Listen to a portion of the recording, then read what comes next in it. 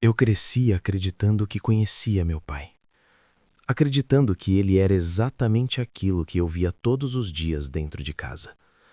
Até descobrir que, enquanto jantava conosco, ele também construía outra vida, a poucos quarteirões da nossa. Quando a verdade começou a aparecer, foi como se alguém tivesse puxado o chão debaixo dos meus pés. Nada explodiu de uma vez.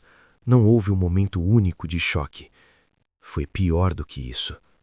Foi lento, silencioso, devastador. E depois da descoberta, nada voltou a ser como antes. Minha infância foi simples. Uma casa comum, num bairro comum. Meu pai acordava cedo, saía para trabalhar, voltava no fim do dia cansado. Nunca foi muito carinhoso, mas estava ali, presente o suficiente para que ninguém desconfiasse de nada. Ele era visto como um homem correto, trabalhador, um homem de família. Minha mãe era o oposto, sempre atenta, cuidadosa, envolvida em cada detalhe da casa e da minha vida.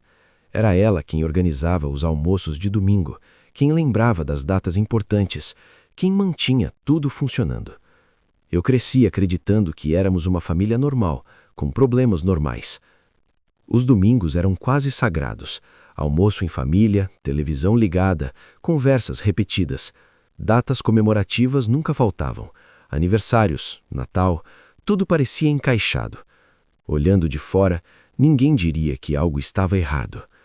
Mas algumas coisas nunca se encaixaram totalmente. Com o tempo, comecei a notar pequenos detalhes. Meu pai chegava tarde demais em alguns dias. Dizia que estava trabalhando, mas não parecia cansado como antes. Às vezes saía para resolver coisas e demorava horas. Atendia chamadas no quintal, longe de nós.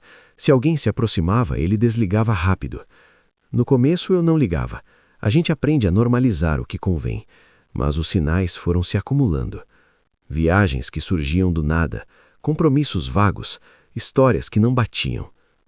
Um dia, andando pelo bairro, vi meu pai conversando com uma mulher que eu não conhecia.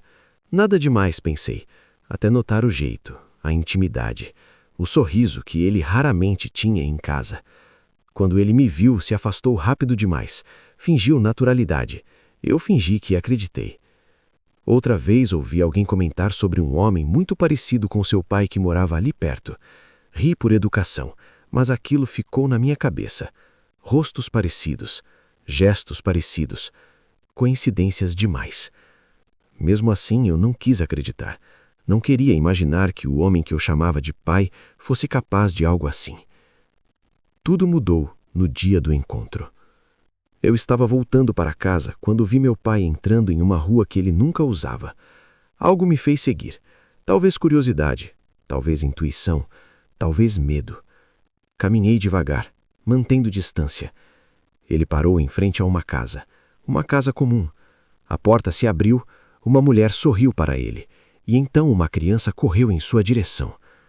Meu pai se abaixou e a abraçou, do mesmo jeito que me abraçava quando eu era pequeno. Naquele momento, meu corpo gelou. Eu não conseguia respirar direito. Fiquei ali, parado, observando uma cena que não fazia sentido nenhum. Ele entrou na casa como entra no próprio lar, sem hesitação, sem pressa. E foi ali que eu percebi. Aquilo não era um caso, não era algo recente.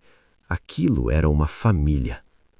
E o pior veio logo depois. Aquela casa ficava perto.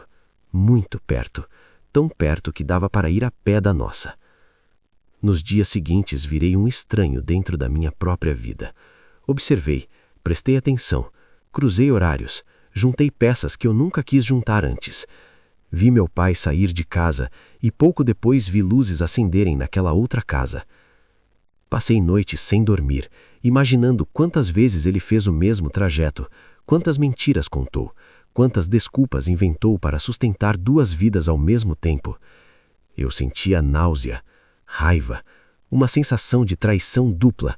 Não era só comigo, era com a minha mãe, com tudo o que ela acreditava estar vivendo.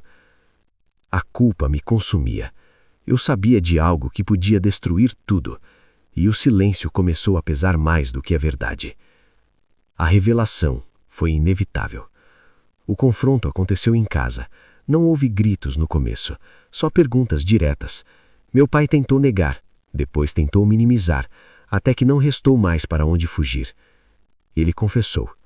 Anos mantendo outra família, outra mulher, outro filho, 2 casas, 2 rotinas, 2 mentiras cuidadosamente equilibradas.